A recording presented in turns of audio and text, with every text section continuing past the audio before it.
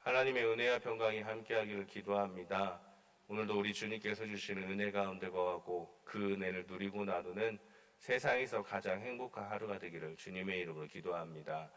매주 목요일 새벽마다 성경의 인물들에 대해서 말씀을 살펴보고 있습니다. 구약의 아브라함부터 시작해서 솔로몬까지 왔고, 솔로몬까지 시대를 이스라엘 왕국 시대라고 하면 솔로몬 이후의 시대를 분열 왕국 시대라고 그렇게 합니다.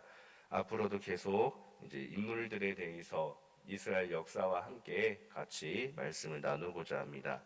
하나님이 주신 지혜를 자신을 위해 사용했던 솔로몬은 결국 하나님께서 떠나십니다.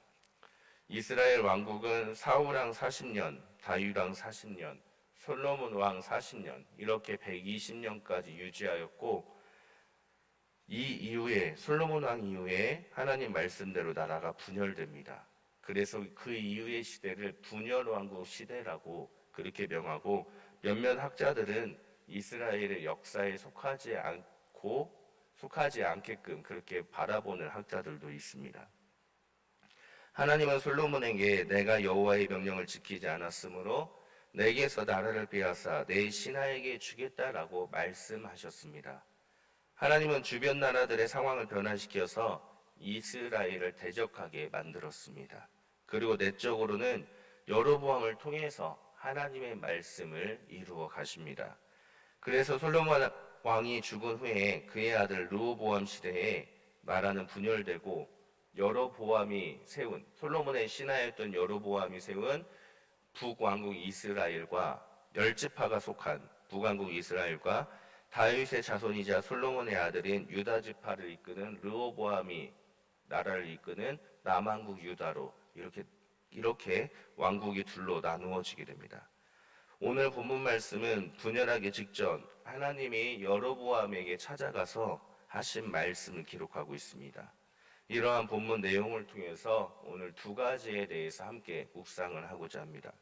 첫째로 함께 묵상할 것은 하나님은 어떤 기준으로 왕국을 세우시는가에 대해서 자신의 분명한 기준을 말씀해 주셨다라는 것을 우리가 기억해야 됩니다. 하나님은 이스라엘이 그토록 원하는 왕국을 사울 왕국을 통해서 40년을 통치하셨고, 그 이후에 다윗 왕과 솔로몬까지 왕국을 이어가신 후에 그 나라를 분열시키셨습니다. 나라를 분열하여 북왕국을 세울 때도 하나님은 여로보암에게 찾아가 분명한 하나님의 한 가지 기준에 대해서 말씀해 주셨습니다.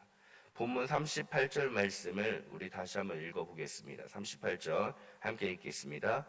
내가 만일 내가 명령한 모든 일에 순종하고 내 길로 행하며 내 눈에 합당한 일을 하며 내 종 다윗이 행함같이 내 율례와 명령을 지키면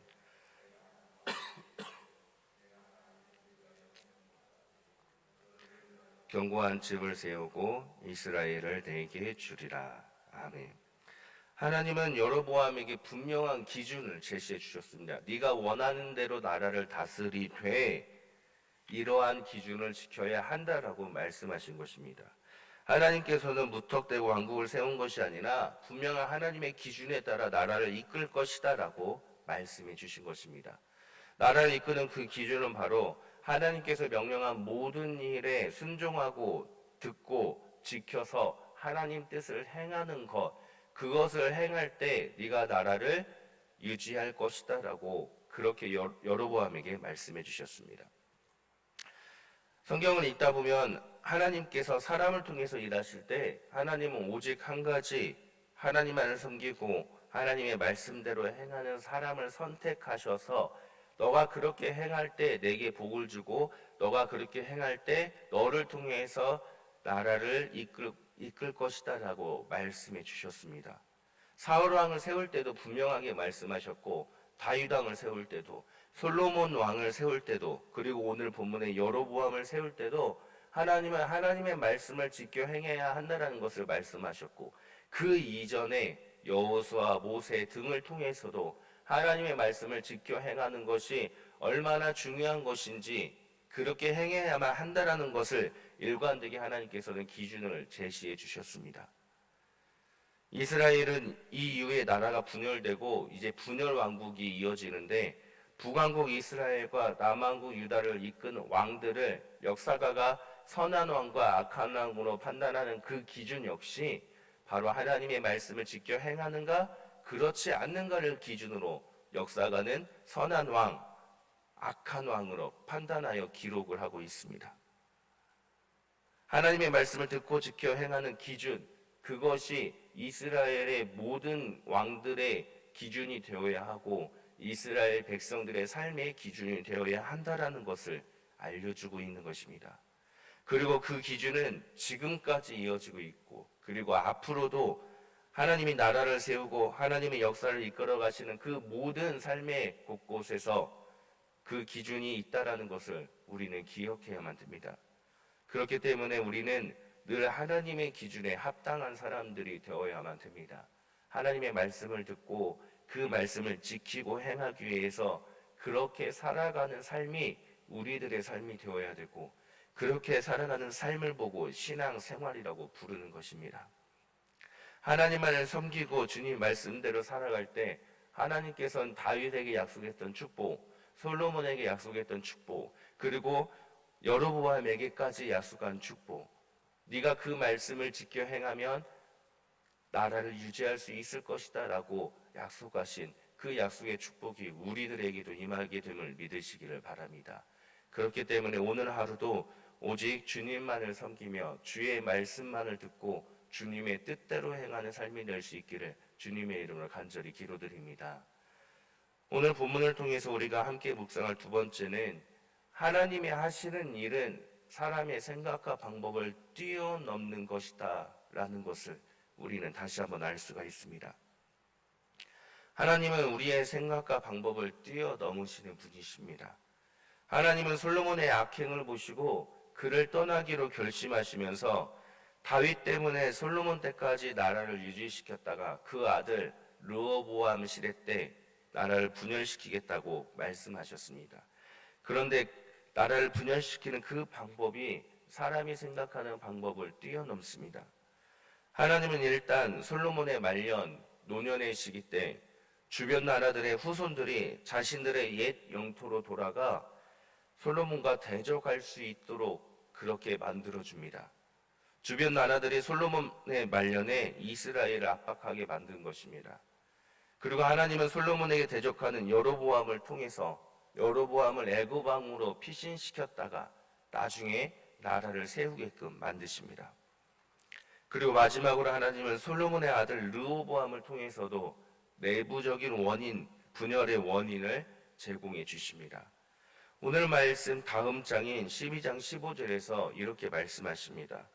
왕이 이같이 백성의 말을 듣지 아니하였으니 이 일은 여호와께로 말미암아 난 것이라. 여호와께서 전에 실로 사람 아히야로 느밧의 아들 여로보암에게 하신 말씀을 이루게 하심이더라. 아멘. 르호보암은 백성들의 말을 듣지 않았습니다.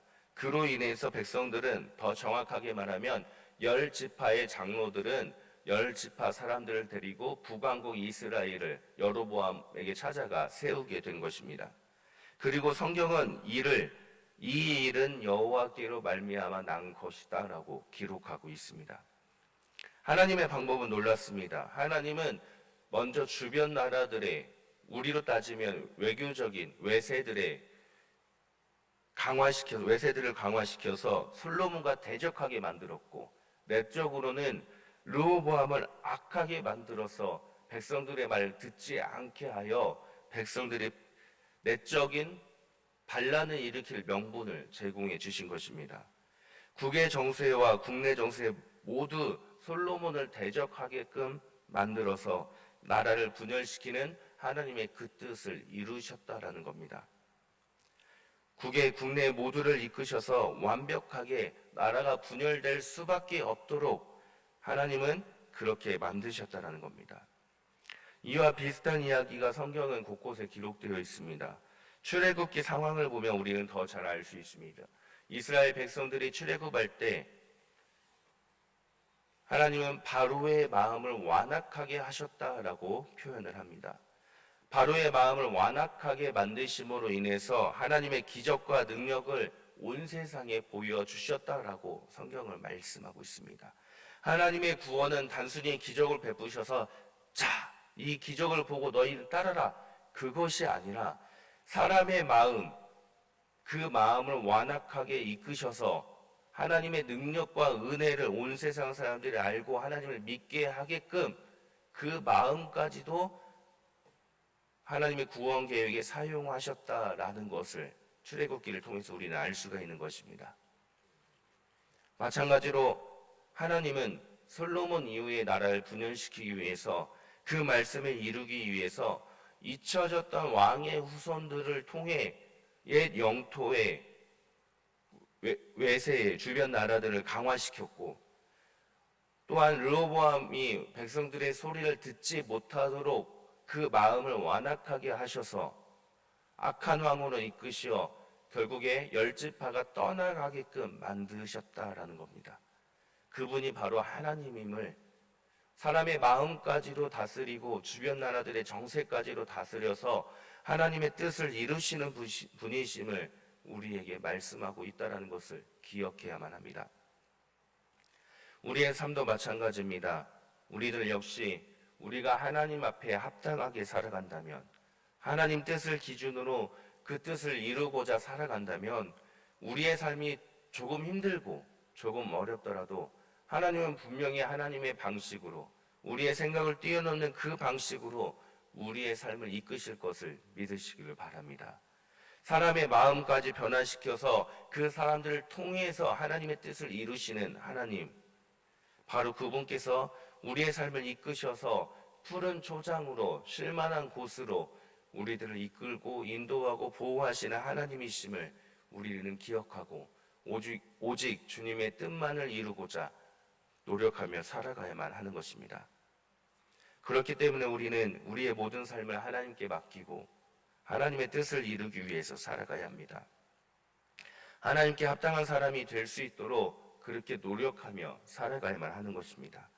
아무것도 염려하지 말고 오직 주님께 감사함으로 간구하는 것, 그것만이 뜻을 이루는 방법이 아니라 영적인 기도를 통해서 하나님의 뜻을 우리가 알았으면 이제는 삶을 통해서 그 뜻을 실천하며 살아가야만 하는 것입니다. 그렇게 우리 삶이 전적으로 하나님을 의지하며 주님의 뜻을 이루기 위해 살아갈 때 하나님께서 나뿐만 아니라 우리 주변의 사람들을 통해서 그들을 변화시키고 이끄심으로 주님의 뜻을 이루어 가심을 믿으시기를 바랍니다. 우리의 삶이 하나님께 초점을 맞추는 것, 그것이 하나님의 뜻을 이루는 것이며 그것이 회개, 돌이켜서 하나님의 뜻에 맞춰 살아가는 것입니다. 머리만이 아니라, 기도만이 아니라 우리의 삶 전체를 하나님 기준에 합당하게 살아가는 것, 그것이 얼마나 중요한 것인가를 성경은 우리에게 말씀하고 있다는 것을 기억해야 됩니다. 어제 목사님 말씀처럼 복음을 전하는 것만으로 끝나는 것이 아니라 복음을 전했으면 믿는 자의 삶을 살 수 있게끔 이끌어가는 것, 삶의 방향이 하나님께 초점을 맞춰서 머리로 알고 기도만 하는 것이 아니라 주님의 뜻을 이 땅 가운데 실현하며 살아가는 그러한 사람들이 되는 것, 그것이 바로 우리들이 되어야 한다는 겁니다. 사랑하는 성도님들, 우리의 모든 삶을 주님께 맡기고 주님 뜻을 간구하며 주님의 뜻을 분별하여서 우리의 삶이 하나님이 원하시는 삶을, 그 삶이 되시기를 주님의 이름으로 기도드립니다. 우리가 그렇게 살아갈 때 하나님께서는 우리의 생각을 벗어난 뛰어나고 놀라운 능력으로서 우리의 삶을 이끌어 주시는 분이심을 믿으시고 오직 주님만을 의지하며 주님의 뜻을 이루어가는 행복한 하루가 되기를 주님의 이름으로 축원합니다. 함께 기도합니다. 하나님 감사드립니다. 오늘도 주님의 말씀을 듣습니다. 우리가 살아가면서 주님의 기준에 합당하게 살아갈 수 있도록 우리의 마음과 생각을 다스려 주옵소서. 오늘 하루도 오직 주님의 뜻을 이름으로써 주님이 주시는 행복을 누리는 하루가 될 수 있도록 우리의 삶을 이끌어 주옵소서. 예수님의 이름으로 기도드립니다. 아멘.